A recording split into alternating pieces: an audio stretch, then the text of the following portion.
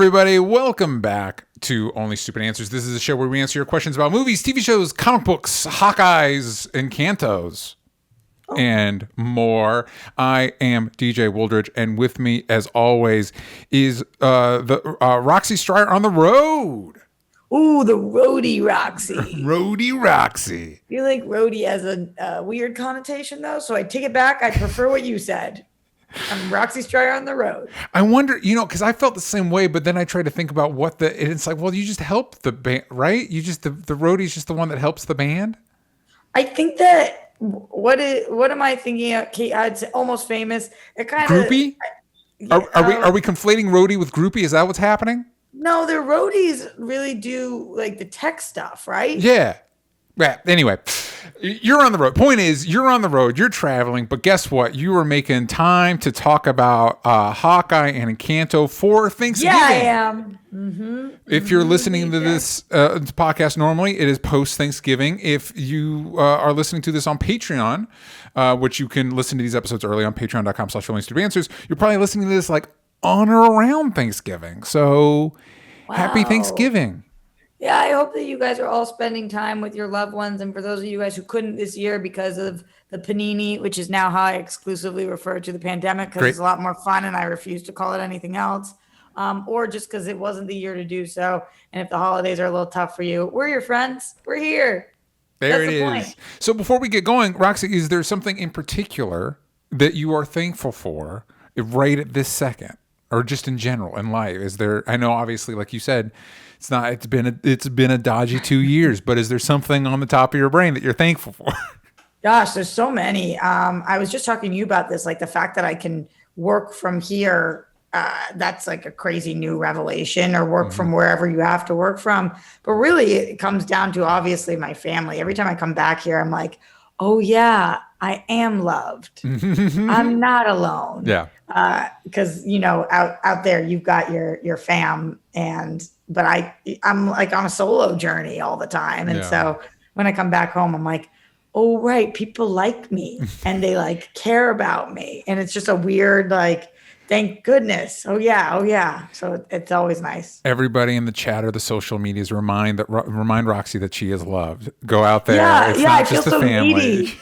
It's needy, but like, when you come back here, it's not. They like totally you no understandable. matter.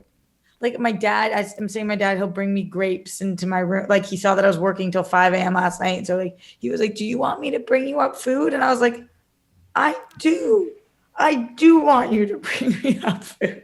Thank you.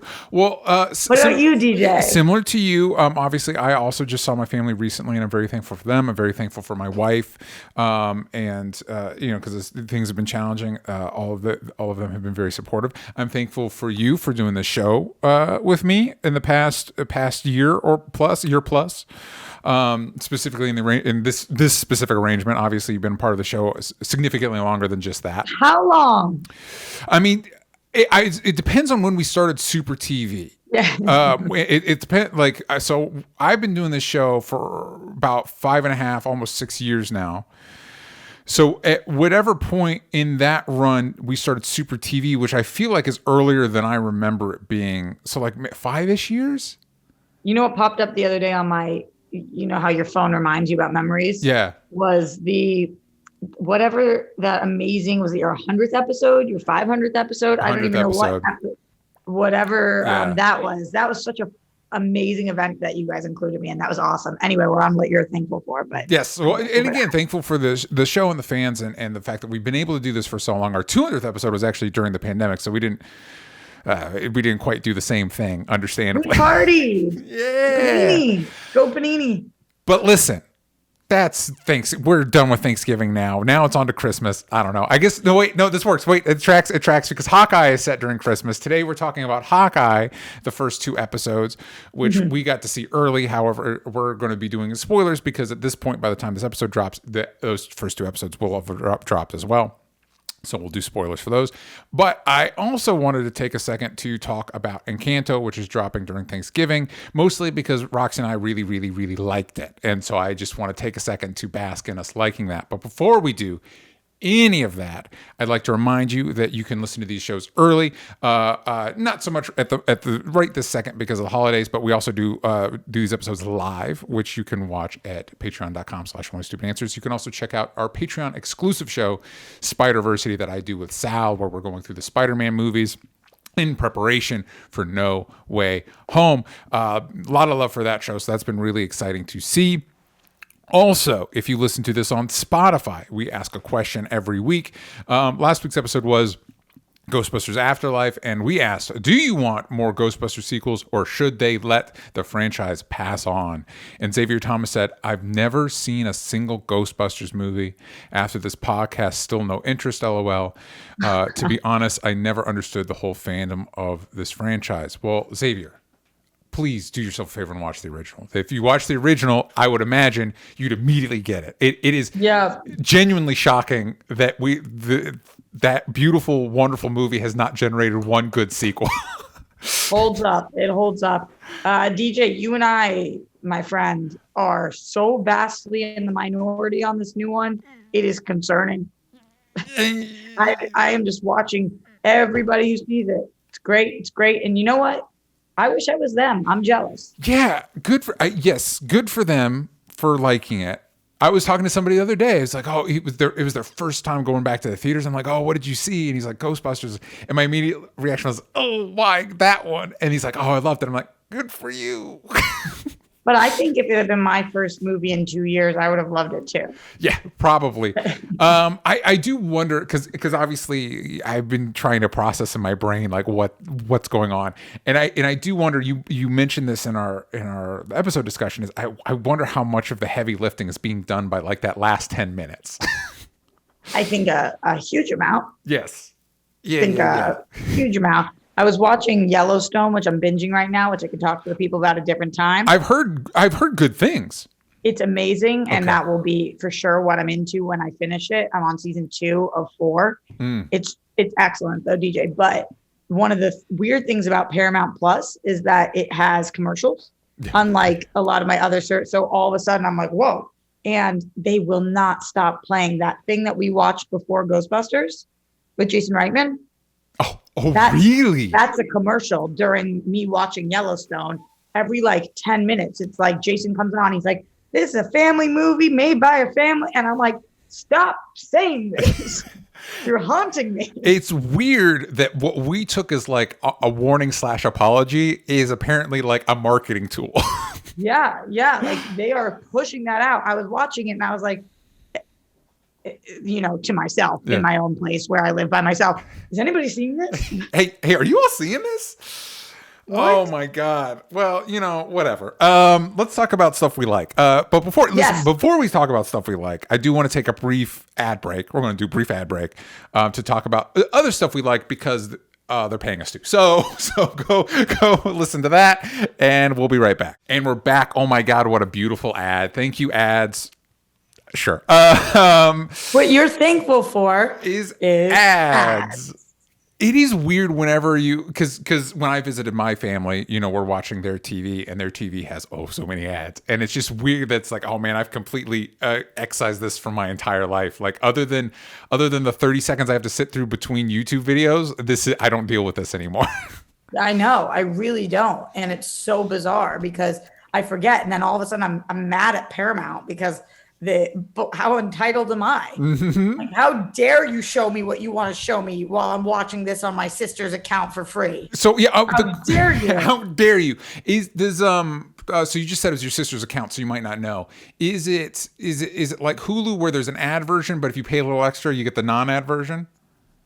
Unsure. Usually on Hulu, because I do that, they keep reminding you. If you don't want to listen to these, upgrade. Paramount Plus hasn't said that one time. So you would think that they would verbalize that. But I also think that there's got to be ads, right? It's weird because Yellowstone is not a Paramount. Like, I feel like I'm watching it on Paramount via Peacock. I'm doing some weird thing. I'm not sure. Okay. Well, I'm doing a legit thing, like a paid for thing, but I don't know how exactly it works. Is there a crossover between those two streaming platforms? I don't know. I think Yellowstone is a Paramount Plus show. That's what I've heard is where people are watching it. And I was actually going to ask you if that, and I'm always interested in the Star Trek stuff they're doing over there. I'm wondering if those two combined makes it worth getting a Paramount Plus. What is Discovery? The Star Trek, the new Star Trek show. No. Oh, what is Discovery? Discovery Plus. Oh, Discovery Plus is the Discovery channel. So that has nothing to do. Okay. Yeah, as far as I know my parents ditched Paramount Plus for Discovery Plus because they like watching I think it's like History Channel and stuff like that. Scandalous. I know. Drama over there. But anyway, it's not on any of those networks, but will be on Disney Plus eventually, but it's coming to theaters like nowish, is Encanto, which we got a chance to see early. The synopsis is: a young Colombian girl has to face the frustration of being the only member of her family without magical powers. Currently, it has a 94% on Rotten Tomatoes. So, I think not everything's broken, I guess, is what I'm trying to say. And then the critics' consensus is Encanto's setting and cultural perspective are new for Disney, but the end result is the same: enchanting. Beautifully animated fun for the whole family. And it's directed and written by Jared Bush, Byron Howard, and Charisse Castro-Smith. And it's starring Stephanie Beatriz from Brooklyn Nine-Nine and In the Heights, Maria Cecilia Botero, John Leguizamo, Diane Guerrero, who fans of the show might know from Doom Patrol and Orange is the New Black, and Wilmer Valderrama. So a lot of great people in there. And I don't think, obviously I didn't do it. This is an unscientific perspective on our screening, but I don't think there was a dry eye in the house when we left the movie. I can't say enough good things about this movie. I feel like a broken record at this point because anybody who will listen to me, and I'm not talking about on air, I'm talking about people, like anybody I bump into. Have you seen Encanto? Because this was my favorite movie of the year so far. Yeah. And coming from me, that's saying a lot because DJ, you know how I feel about animated things. That's true. That is true. And this is very clearly not targeted towards 30-year-old women in any way. You know, they weren't like, who is our target demo? The Roxys of the world who don't love animation and are grown-ass adults. But it was my favorite of the year so far because the story is so inspiring and beautiful. It touched my soul. The voices, this is what happens when you pick, and you just named some of the bigger actors. Some of the bigger names. Yeah. But it's not like this cast is stacked with A-list A-list actors. This is people who really do well with voices. Even Diane Guerrero, when you think about the roles that she's played, she has to be multiple characters on Doom Patrol. So she's really good vocally. So a lot of these people, they're not just these big household names. They're great at what they do. And then the way it looked on top of it and the music, and then you get Lin-Manuel Miranda involved. Yeah. Just the whole thing was so great, DJ, that I was upset. This is one of the only times that I was like, how am I not going to watch this again right now? Play it again. You start it from the top. Well, yeah, it's interesting because, and also, when you talked about Diane Guerrero, also Stephanie Beatriz, who, if you watch Brooklyn Nine-Nine, she plays a very distinct character that to the point where you would almost expect her to be the same thing in everything, but she has so much range, and it's incredible to see because when I saw her name, I was like, wait, that was her? What the? So you're right that the cast is perfect. This movie also does a very and it's beautiful, and not just in the fidelity of the animation, but the quote unquote acting, the performances, the way the characters are depicted, moving and interacting and reacting to each other is very fluid and nuanced. But for me, this does a very key thing when you're making, and Pixar has traditionally nailed this, and of course a lot of the creative teams between Pixar and Disney have kind of blended at this point. But this does something that I really like from all ages entertainment where it is legitimately all ages. Sometimes you get a movie that's ostensibly targeted for kids and it talks down to your audience. Ghostbusters. Oh boy. Yeah, but this doesn't. And what I also like is that it tackles actually pretty complex themes about family in a very intuitive and easy to access way. Like it's a lot of these movies kind of like it's like a bad family has to learn a lesson or whatever. This is a family that is on paper like a good solid family. They got their act together, and what this movie kind of unpacks is that even then there's stuff that ideology of trying to do everything right, get everything perfect. We have to be the perfect family. We have to do everything right in its own way can't be toxic. And I think it tackles that in a really interesting way. And also when it comes to these, at this point, I've learned with these like the more modern CG Disney movies, if you can create a world that I want to live in, say Moana or Zootopia or any of those, where it's like, oh, that's a place I just want to live. You're halfway home with me, and Encanto is 100% that. Like other ironically, you just named two other movies that had a lot of the similar creative team as this movie. Well, they've got my number. Yeah, Moana and Zootopia. Yeah, I love both those movies. Clearly, these people are. But even though I love those movies, this I found significantly more impactful to me. Like I found it very much much more emotionally. Which is not to say like this is good and those are bad. It's this affected me significantly more. Yeah, completely. I think that if we're comparing this to Disney animated movies that have come out in recent years, this wipes the floor with all of them for me. And I don't mean that like those weren't great, but of Wreck-It Ralph and Frozen and can't think of any other movies right now. But Tangled, Big Hero 6. Yeah. Thank you. The ones that DJ just named. Mm-hmm. This one connected with me so much more. And it was actually interesting, DJ, because I was thinking about it afterwards and I was like, usually a movie touches my soul because I can see myself in it somewhere. Yeah. Or not always. But I don't even know that was the case for this movie. Because I was, after watching it, I was like, am I so moved because I'm her? No. Mm-hmm. And that's when a movie's really done its job. They made me care so much about somebody that I actually don't know that I relate to. Yeah. And I cared anyway. I think it was brilliant too, how in its opening number, this movie, without being like X pause, was like, here's what every member of the family's name is, powers are, relationship is, in a great song. Yes. And so immediately, you know all the players on the board. Yep. Like within the first 10 minutes of this movie, I know what's in our sandbox. Yeah. So I know what we're able to play with. And that was so smart. Yeah, absolutely. That's another thing, is that it's paced really well, because something I've noticed a lot with more modern animated movies, specifically I think of like Raya, which is a movie I enjoyed, but it's one of those like, hey, here's a prologue that explains everything. Now the movie starts, we're going to explain everything again. And here's a character that shows up, and just in case you missed it, and it's like, I'm way on board. I get it. I get what we're doing. I get what the gimmick is.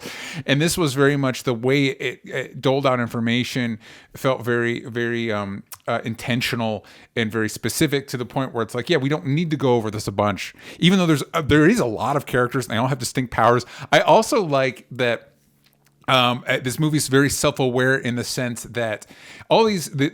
In this story, Stephanie Beatrice's character lives in a family. Mirabelle lives in a family that. Each family member has a unique gift or ability, like shape changing or the ability to hear very far, and she's the only one that doesn't, which is kind of like the core conflict of it. But it's interesting that a lot of the powers are like cool, but also like creepy. Like my wife and I like leaned over like the shape changing kid. Like he would like to help people. He would like become them to like carry their baby. Or when they came up to a party, he'd become them. And I would immediately, if I lived down, we're like, don't do that. I don't need you to do that. But specifically with the girl that can hear really well, they lean into like, oh yeah, there is a creepy aspect to this. Like the movie knows what it's doing. Like everybody on board knows what they're doing.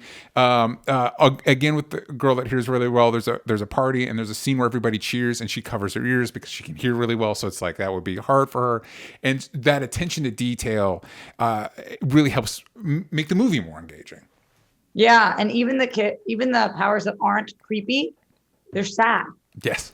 like the girl who's really strong, and I won't give too much more away than that, but or even the girl that's perfect. Yeah. I really loved the sister dynamic in this, because it was interesting to watch. I felt as an audience member very judgy. And then I stopped being so judgy when you hear why somebody is the way they are. Yeah. And I was like, oh, right. Life, where you make flash judgments on people because of a couple of interactions and you have actually no idea what's going on with them. 100%. And I think you're bringing up another good aspect of this movie, where it does, it's unpredictable, but like when it does stuff, it's like, oh, of course, like you said, because that's the way people work. Like I found myself thinking like, this is not, by the way, this is not a good way to watch a movie. But I was kind of sitting there as the movie like really got me. I kept waiting for like, okay, so but when is it going to get bad? Like when I'm like, I'm really digging this movie, but so when is it going to get bad? And there's parts where it's like, hey, we're going to head in the direction you expect. And I'm like, okay, so here's where it kind of becomes generic. And then it would swerve a little bit. And I'm like, oh, this is it. And I was like, I kind of don't know what we're doing now. And then they unpack. I'm like, oh, that's actually really, it makes sense. It's completely organic to the world. But I expected this movie to be more predictable, and it's not doing that. Yes.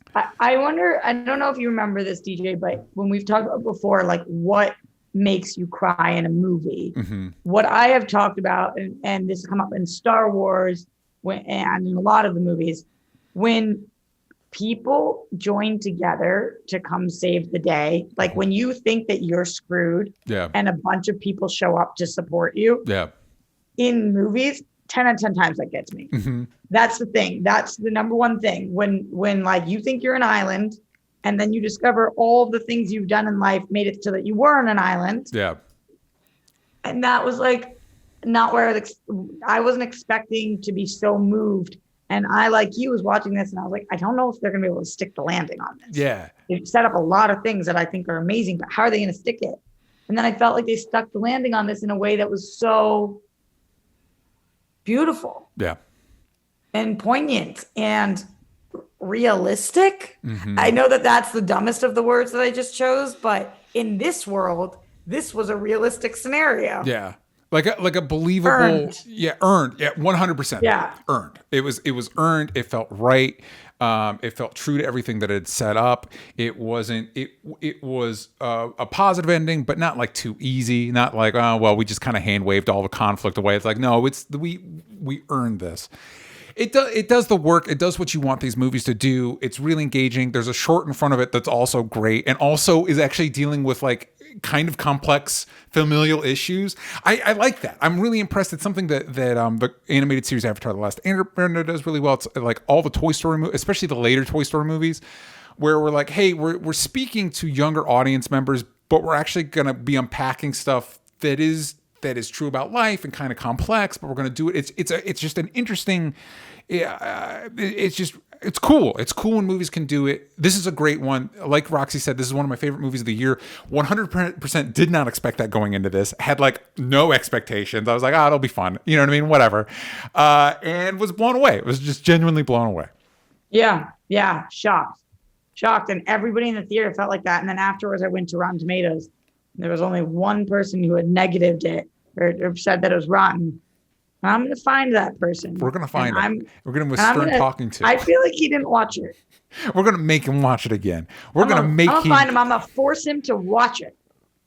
But yeah, that was the other thing I was worried about was like, whenever you come out of the theater with like a strong feeling, you're like, oh man, what's the vibe going to be like when we leave? You know what I mean? And everybody else was super positive. I'm like, hell yeah, good. Everyone claps, DJ. They did. At the end of the movie, it wasn't like one of those. It wasn't a premiere. It was a screening, and everybody clapped. It was a screening after people had already seen the movie. Like reviews had already come out at this point. Like it was. People have been seeing this for a minute, but everybody still clapped. So good. What a good Thanksgiving movie. Yes. 100%. Yeah, great Thanksgiving movie. If you're the type that takes your family to see a movie on Thanksgiving, can't recommend this one enough.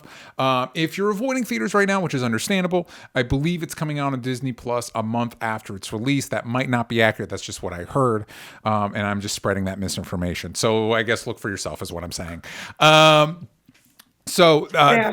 The other thing that's coming out at Thanksgiving is the first 2 episodes of Hawkeye, and we're going to dive into that now. But before we get into that, here's a gosh dang another ad break because we need to put food on the table. Dang it.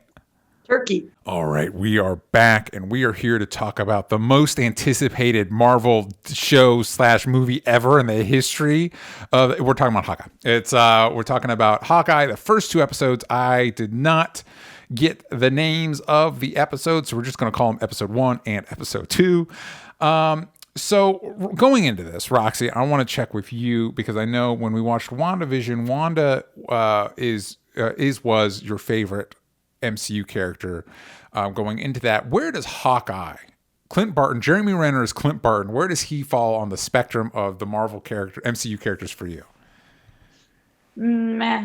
That's the best way that I can describe it. Is he? Because I know he gets a lot of shit for being the worst Avenger, and I kind of think that's fair. Like, I think Hawkeye in the comics is pretty cool, and it's nothing. This statement I'm going to make is not about Jeremy Renner or any of that. I think Hawkeye in the MCU is kind of is at least one of the weaker characters. Yeah, it's just hard. I want to defend him from previously, but I feel meh. He's meh. He's fine, but he's not annoying to me when he's on screen. It's not like Doctor Strange where I have a visceral reaction to him. Mm-hmm. He's meh. He's a man. You're very excited for Spider-Man: No Way Home. I am, but geez, it made it difficult for me. So this series picks up after Endgame. The synopsis of the series based on the Marvel Comics superhero Hawkeye, centering on the adventures of young Avenger Kate M. Bishop, who took on the role after the original Avenger Clint Barton. That's a little weird, but it roughly accurate. Of course, it's starring Jeremy Renner as Clint Barton, Hailee Steinfeld as Kate Bishop, Tony Dalton from Better Call Saul as Jack Duquesne, Vera Farmiga as Eleanor Bishop, Linda Cardellini as Laura Barton, and other characters that we will get to in a minute. And right off the bat, going into the first episode, a smart choice I think the show makes that still surprised me is how much that first episode is focused on Hailee Steinfeld as Kate Bishop. It's very much kind of like, hey, this is her show. DJ, are we spoiler free right now? We are spoilers because while we're recording this early, by the time this episode drops, the episodes themselves should have aired. So I'm glad you brought that up because if you have not yet watched the episodes, get out now or watch them. Or if you don't care, stick around, whatever, do what you want. I'm not going to tell you what to do, but we're going to spoil it. Yeah, absolutely. I'm with you where I was pleasantly surprised. It was kind of the opposite of my Ghostbusters feel. Like, why are you focusing so much on the kids? And this was like, oh, that's exactly, we need to, not that Hailee Steinfeld's a child, but yes, that's where the focus should be. I'm also a really big Hailee Steinfeld fan. So after Edge of 17, I've just been wanting to see the next thing that made me be like, this is the girl. Yeah. And I think that she is perfectly made for this because she's believable, but she's goofy. Mm-hmm. And that's right. That's the right choice here. Like you believe when she's doing all of the things that she can do them, but you believe when she F's up that she also would do that. 100%. It's for me, she is absolutely the standout. I do think this show does some commendable effort to try and flesh out Jeremy Renner's Hawkeye. It is interesting because I feel like his Hawkeye has had to have had more screen time than Elizabeth Olsen's Wanda, and yet as we started like fleshing his deal out, I was like, well, I feel like I know this character less. I feel like I know less about this character going into the show than I did Wanda, which is wild to think about. But yeah, well, for a minute I was like, how are we even going to combine these two stories? We were really living in two different worlds, and I was like, does he know Vera Farmiga? What is how are we doing? So let's get into it. Let's go through the episode a little bit. Like we talked about, we meet Kate. We open with Kate Bishop. We open in 2012. So in 2012 in New York. So we know immediately the second that title card shows up, we know what's going to happen. We see Kate as a kid. Her mom and her dad are fighting.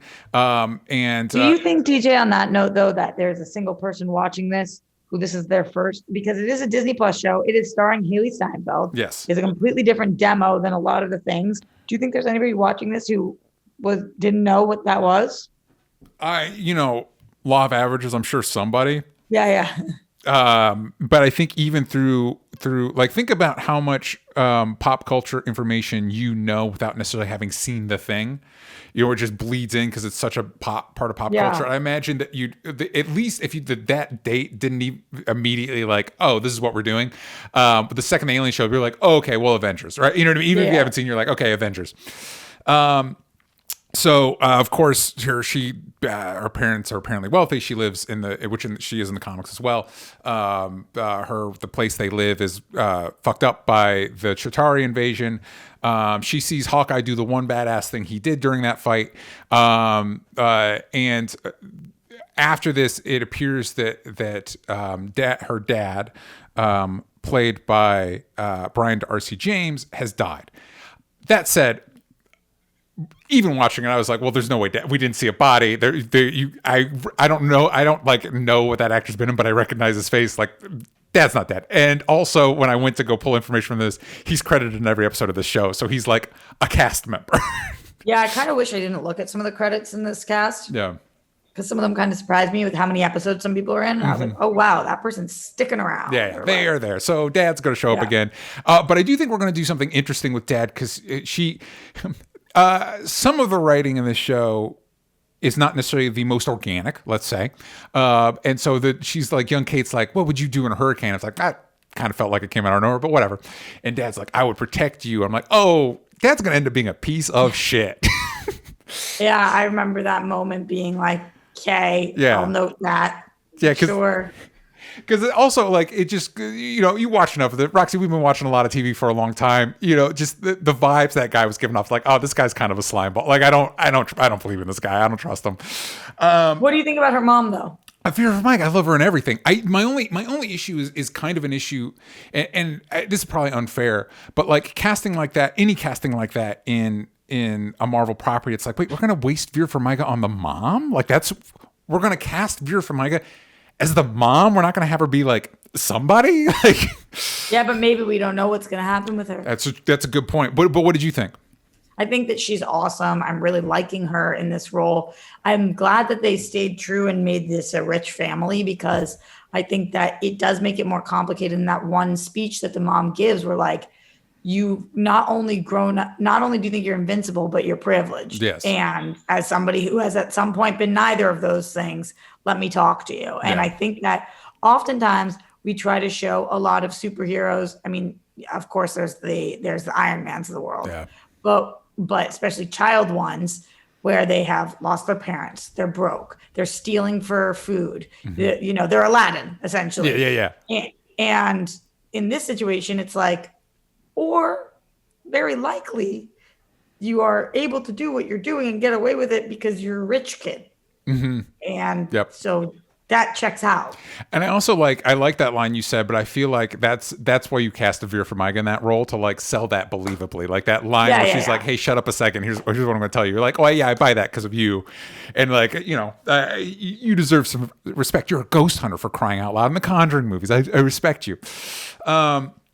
So speaking of what led to that line, we fast forward to, I think she's in college, right? Because she says in episode 2 she's 22.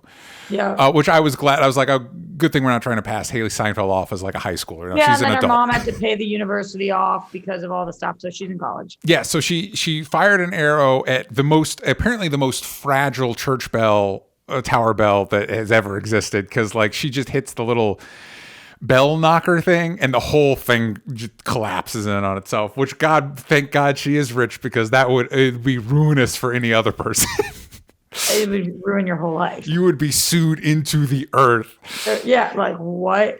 But that was a little, you got to suspend your disbelief, because like, why does a bell doing what a bell does break an entire tower? Yeah, if they not like run that, is that like notoriously, that's a bell that we never use. They like have speakers to make the bell sound, but like don't actually use the bell. It'll fall apart. Yeah, like ridiculous, but okay. Also, her two friends, don't run. Yeah, which also because you're right. It's not like she literally, the arrow like wraps around the like pull cord and it just does the bell thing. That's all it does. It's not like an explosive or anything. Anyway, whatever. So meanwhile, Clint is on holiday with his kids. He's in New York, kind of unsure why mom's not there, but whatever. I guess they could only get Lena Cardellini for like a couple days, so it's like we're not going to fly her out to New York. She needs to be home for most of it anyway, so whatever. They're seeing Rogers the Musical on Broadway, which and they leave about halfway through, which I'm like, yeah, that tracks. I don't know if I'd want to sit through. As an audience member of the show, it's hilarious. As like if I lived in that world, I'd be like, oh, geez. Yeah, I hear you. I thought that was really well done, though. We had seen it in the trailer. Mm-hmm. And I thought that this played better than that did. Yeah, and I do like we it's a second to check in with him because obviously he sees a variation of Nat in the performance of Black Widow, and he has feelings about that. And I like that his kids, specifically his daughter, his kids don't suck. I like that. Like his kids are like believably kids, but not like annoying. Yeah. And then the show ships them off. I'm like, great, you did this was perfect. But strange when the one daughter's expose line, she's like, but everybody misses her, but she was your best friend. Mm-hmm. Like, in case you forgot. Like, okay, thank you for that reminder. Yeah, like, I wasn't aware. If that wasn't clear from the MCU, then they didn't do their job. Mm-hmm. It's too late. Well, again, for the one person that they're in is Hawkeye, we need to be reminded. Could you imagine if your first MCU thing is Hawkeye and they're like talking about like, yeah, half the world vanished and now we're back. What the fuck? Yeah, but I agree about the kids not sucking. It's not like they were like, Dad, why are you so upset right now? It makes perfect. I love this play. You know, they kind of just like, yeah, they weren't. Yeah, like, that was stupid. I love the little kid being like, why are they dancing about what happened? Like, that is a great question. It is. It's one of those, like, as a fan of Marvel stuff, you're like, oh, a musical would exist in that world. It's like, but would it though? That's kind of like it's like Alien 9/11. Like, would you make a rollicking musical about, like, people died? Yeah, I'm pretty sure people would try though. We've made tons of movies about them. So that's true.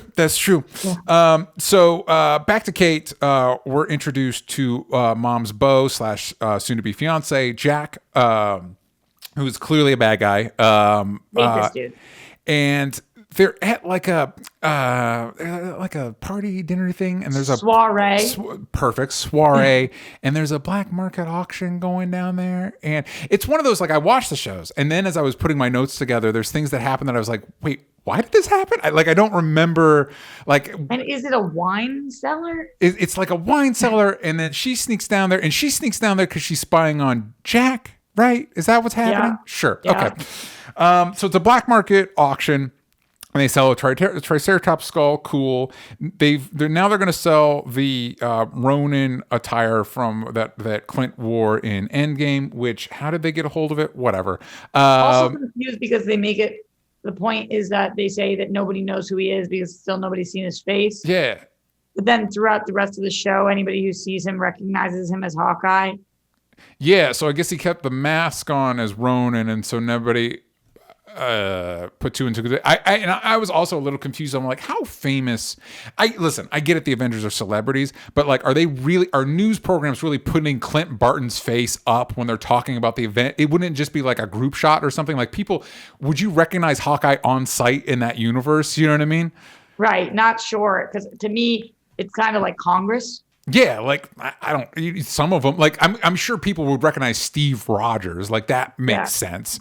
Tony Stark was already a celebrity before that, sure. But like, especially Hawkeye and Black Widow, it's like, yeah, you guys were like the covert people. Would your faces be all over the fucking place? I don't know. Anyway, they have. And anytime somebody would say to him, "You're my favorite Avenger," I would think to myself, oh, they're lying. Yeah, they're clearly lying. They're trying to make him feel better. Good for him. I've never met one person who said that. Which, by the way, there is a lot of homages, specific homages to Matt Fraction and David Aja's Aja. I hope I'm pronouncing that right. Their run on Hawkeye, which is interesting to see. Obviously, there's Marvel references in all these shows, but to see them so specifically reference a specific run is very interesting, to the point where Matt Fraction, I think, is a consulting producer on it. Which is very cool. And that comic very much leans into, like, Hawkeye's the worst Avenger. Like, that's kind of the bit. And I kind of wish the show leaned into it a little bit more, but whatever. The auction is attacked. Kate takes the Ronin garb and to deal with the robbers, who are anybody that's read that Hawkeye run, it's the Tracksuit Mafia. They get a name drop later. In that garb, she also saves Pizza Dog, who's also from the comics, a little golden retriever that's kind of messed up. And she ends up on the news, which is how Clint sees her. And I will say, like, we do a lot of work to establish, like, listen, Kate has been doing archery, she's been doing sword training, she's been doing ever since the Avengers, she's been doing martial arts stuff. And literally the same day I watched this show, I rewatched Shang-Chi with my wife, and you get to the end where, what is it? Katie is able to, whatever the Awkwafina's character is, just able to destroy the cosmic dragon with one arrow after practicing for a day. I'm like, Kate Bishop's working too hard. Clearly, it's not that difficult. Totally.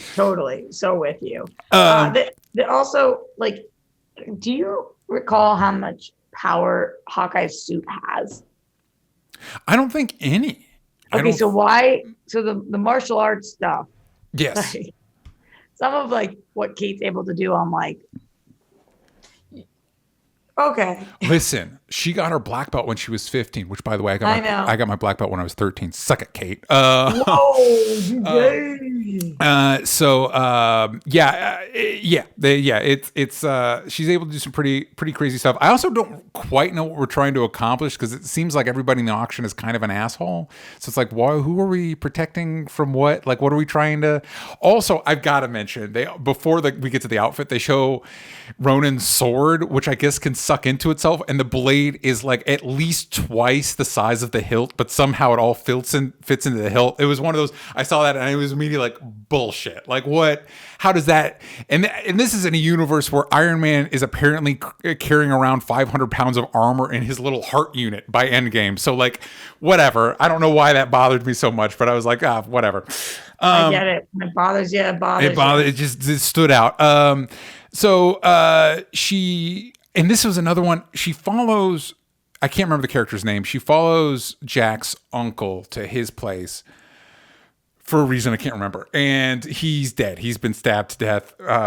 We learn later that she thinks by a sword. I don't know how she determined that, but whatever, again. During this, she was tracked by the tracksuit mafia, and she does a pretty good job holding her own, but she's overwhelmed, and Clint ends up rescuing her. And that is where we end episode 1.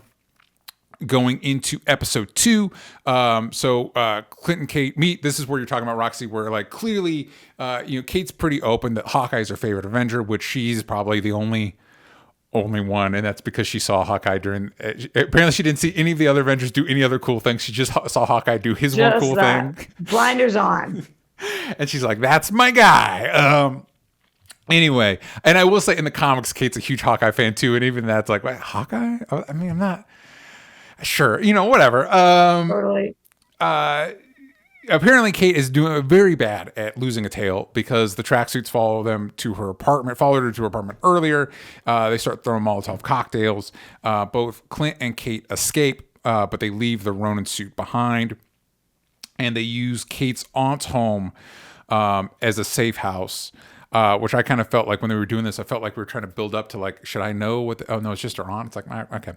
Sure. Yeah. Am I missing something, or? Yeah, whatever. Also worth mentioning, Hailee Steinfeld's fashion throughout these first 2 episodes is pretty great. I like the direction they're taking Kate in. And different, and it made sense with the waitress stuff too, because they kind of, but like so much more swaggy. But I get why. Yeah, it was cool. Yeah, she's got good style. I'm into it. And this baffled me, Roxy. What we're going to get into now, the subplot in this episode was like, wow, this is what we're doing? All right. So Clint goes back to the burning building. I guess some of the firefighters just left their stuff lying around, like you do when you're fighting a fire. And he picks it up, disguised as a firefighter, which, again, I don't know why you couldn't just walk up and be like, I'm an Avenger, can I go in? And they'd be like, yeah, sure, I guess. He goes in, the suit's gone. He sees that one of the fire trucks has a LARPing bumper sticker on it, which I didn't know you could put personal bumper stickers on the fire truck itself, whatever. And that Role Models is my favorite comedy, so I was like, oh, yes, anything with LARPing. Bring love it on. God, Role Models is so much fun. I really love that movie. So good. It's so good.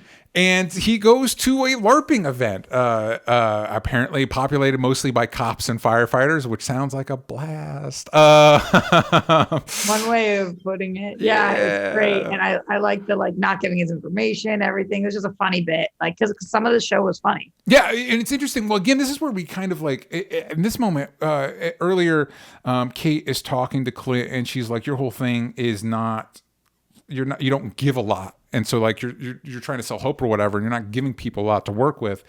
And I was like, is that his thing? That's not a bad thing to have. In that moment, I was like, I'm kind of interested to see what we do with Hawkeye here. Because it's and that was the moment where I realized wow, I really don't know what his character's.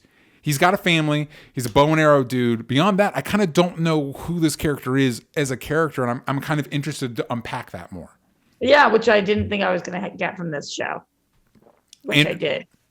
And we also get in this sequence, obviously, when he's in the Rogers musical, he turns his hearing aid down. This was a moment when where they're talking. Kate asks about it, like wait, you've got hearing loss. How did that happen? This was I love this moment where we flash to all the times Clint's been hit in the head throughout the movies, and he was like, it's hard to say. I was like, that's perfect, that's great, because how you wouldn't know the life he leads, there's no way you would know what caused that specifically. And usually a show would try to shoehorn in some kind of answer. Yeah, it'd be like a flashback. And I think those are the moments. It's a tricky tightrope with the Marvel stuff, because like you said, who is watching this show, who might be watching the show that is not well versed in the Marvel stuff, and that's a challenge these shows have. On the other hand, you do have that. You don't need to invent a backstory for stuff. You've already got hours of content, of backstory that you can shorthand. We don't need to invent a reason for Clint to have a hearing loss. Have you seen an Avengers movie? And he doesn't have armor. He's not a super soldier. He's just a dude getting smacked around by gods. There'd be damage. There'd be, you know what I mean? We can just shorthand that in a pretty effective way. Also in that exchange, as they're dropping off Kate's mom's work, which Kate works for her, which also, it was one of those that's kind of lame, but also nepotism. That actually tracks. It makes sense that she would. And her mom runs a security company, which is probably going to become more important as the series goes on. Anyway, Clint, and as on the fence as I was about this whole LARPing situation, I kind of like the way, because clearly Clint's able to just go through this pretty easily. This isn't a big deal for him, and he gets to the guy that supposedly has the Ronin suit, and the guy's like, dude, let me have this win. This is my one opportunity where I get to be like you.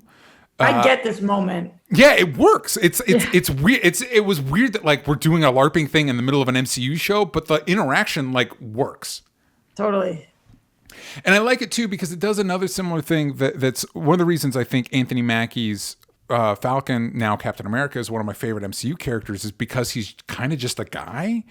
And it feels like we're trying to do that a little bit with Hawkeye. I also like when they're in Times Square and there's people dressed as the Avengers, and Kate points to one of them well, there you are. He's like, that's Katniss Everdeen. That's not, nobody's dressing up as Hawkeye.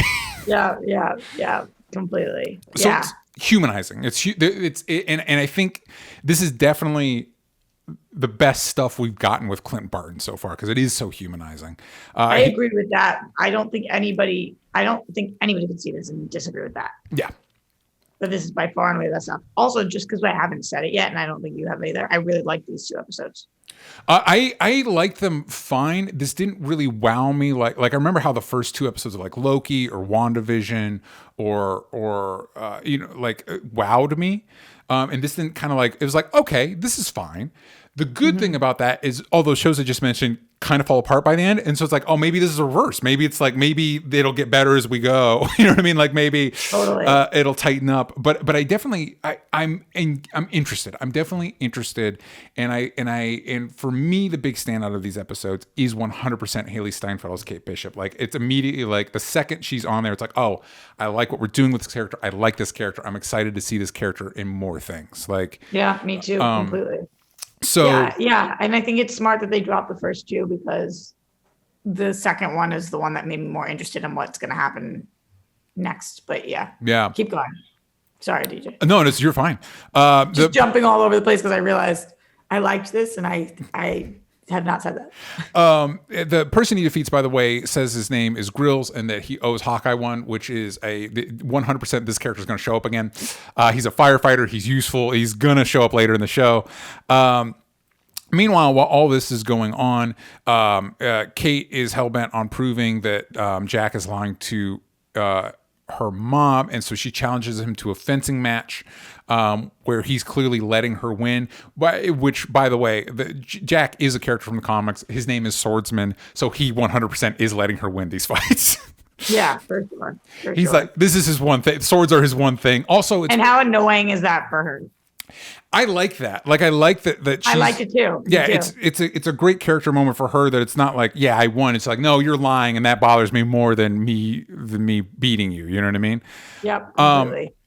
It's also worth mentioning that in the comics, Swordsman is one of the people that trained Hawkeye how to fight and everything.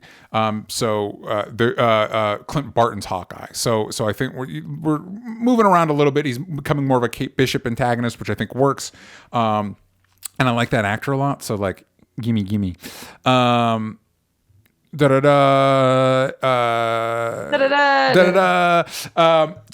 this is another moment, Roxy, maybe you can help me. Clint lets himself be kidnapped by the tracksuit mafia. And I don't remember why. I felt like they had a better plan because then when she comes crashing in, it was like, what is happening here? But I think it's to protect her. Oh yeah, the kind of like end the like, hey, because they 100% know, because they say her name repeatedly. Her name is on the door when they attack her apartment. They know who Kate Bishop is. Yeah, that's what it is. He's trying to like clear things up. And I get why that was not clear though, DJ, because I'm reading between the lines with that one. Yeah, it's worth noting that Clint is very clear about the fact that like he did bad things when he was in Ronin, and so a lot of criminal organizations are not fans of his, and so like he's left a lot of wreckage that it looks like the show's going to unpack more, which again is cool. Like I'm into that. So like you said, it looks like Clint 100% has a plan. He's even undoes the ropes while the tracksuit mafia is distracted, but Kate tracks his phone somehow using the tech her mom makes. Rich people shit? Yeah, sure. Feels like an invasion of privacy, but whatever. I believed it. Sure, yeah, fine. Yeah, it's fine. And so she goes to save him and of course like whiffs it. Like she just falls through the thing because she doesn't have superhero training yet. And it looks like the tracksuit mafia are answering to Echo, the character Maya Lopez, played by Alaqua Cox, who we now know this character's getting her own Disney Plus show. And that's where we end the episode. We reveal her. I will say that, so in the comics, Maya Lopez is a Native American character who's deaf, who's raised by Wilson Fisk's Kingpin in the comic, which is why all the speculation that Vincent D'Onofrio is going to show up in the show. And the actress, Alaqua Cox, is of indigenous descent and is also deaf. So like they're doing the work, which is really good. That's really cool. But we don't really see enough of her in this episode to like, I don't know. What do you think about in the future? Well, it's interesting because Maya Lopez also was Ronin at one point in the comics. I believe she wore the Ronin mantle before Hawkeye did. So there's a connection there. I don't know. Weirdly, after seeing these first two episodes, if Vincent D'Onofrio's Kingpin showed up, I actually genuinely would be surprised. I just feel like this just doesn't feel like the show that's going to do that. But like, I've been surprised before. It feels like that's going to be the Mephisto of this show. Like, when's Kingpin going to show up? And it's like, well, maybe he just won't. Like, maybe he won't. Yeah, totally. I think that there's a lot of different directions that it could go, and I that's why I was excited about after the second one, because we just don't know. Yeah. What would you said you like the episodes. What would you like to see them do moving forward? Because it's 10, I think it's 10 episodes. No. Yeah. That seems like too many. I don't know if this is too big of a spoiler to say based on IMDb and based on trailers and stuff. I think it's okay to to put this. Well, out. and I'm going to assume what you're going to say is a teaser of a movie that came out this year that's already been out for a minute. Yeah. Tease this. Yeah, I say go for it. That. Yes. So yeah, I mean, like, to me, I'm really excited about some of the dynamics that we could possibly get here, and seeing that Florence Pugh is slated to be in, I think, 4 episodes of this show. Oh, dang. That's a lot, and clearly going to be, it's not a 1 episode arc. So the fact that we've got that going on, I'm really excited about what direction that could lead into. And Hailee Steinfeld's dynamic with Jeremy Renner, obviously, I just want to see more of. I like the Tracksuit Mafia. I think it's kind of funny. I think it's kind of a funny group for us to be sticking with. So more of that. And I'm hoping that this show is not just set up for the future. I hope that we actually get something out of this show. Yeah, because it is. We don't quite know where we're going. We're setting up something with Jack Duquesne. There's something going on there, and it's something that, as you were talking, I realized like the stakes right now are appreciably low for a Marvel thing, and it'd be cool if they stayed that. Like I don't want so it's 6. I said 10. It's 6 episodes, so I don't want an episode 5 like Jack has a nuclear device and he's gonna wipe out New York City. Like, no, dude, we don't need any of that. It could just be Clint just wants to get home for Christmas, which, by the way, another thing I should mention that I do like, when I remember in Age of Ultron, when we introduced Hawkeye as like a family man, it's like, oh, that is not the way it is in the comics. That feels weird. I think it is really effective here because it does, in the comics with Clint and Kate, they have to work around the fact that like, there's not going to be any like romantic thing going on between the two, especially with the age disparity and all that. Like, because I think in the comics she is a teenager. We're not going to be doing any of that. This show doesn't need to do any of that because he's got a wife and a family, and so it's like it would be so fucking weird. Yeah, if that's the direction they went in, I would just be no. And I think this Hawkeye as like a father/mentor figure is great. I think that's a really great direction to take the character in. I think it really works with the Kate Bishop character. I think establishing Kate having kind of a dicey relationship with her dad sets that up in a really. I think it's it's just smart for this version of Hawkeye, and I like that this show might actually make me like Hawkeye, Jeremy Renner's Hawkeye, which is kind of exciting. Yeah, I know. It would be crazy if we come out of the show somehow being like Hawkeye, one of the better MCU characters. Something that I never pictured saying. And I also like with the idea of Yelena showing up. Like you said, Yelena was one of the highlights of the Black Widow movie. Seeing her and Hailee Steinfeld bounce off of each other, it seems very exciting. I'm very looking forward to that. Do you think we will get Kingpin or anything else like that? Or is this going to be, like I said, like the Mephisto where everybody's expecting it and it never materializes? I think that one or the other. Yeah. I don't know. What do you think, DJ?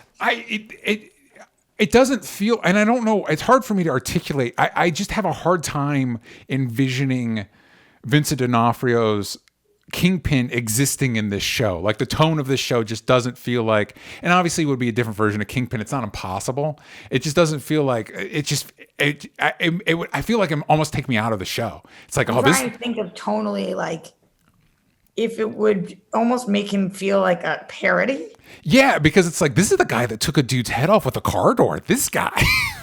Yeah, just kind of like a weird, Because if we do, there was something really light about this show. Yes. There was something really like endearing and cute about this show. Yeah. And I wasn't necessarily expecting that. And he is not those things. Yeah, because and I think there's a way to do it. If you do it, he needs to be the big bad of the show, and the show needs to treat it with the gravity that like, oh, shit just got real. They need to treat it like fucking Dr. Doom showed up or whatever. Like, oh, shit just got real because this guy showed up, and he doesn't need to be. He will not be. It's a Disney Plus show. He will not be as violent as he was on Daredevil. That's not going to happen.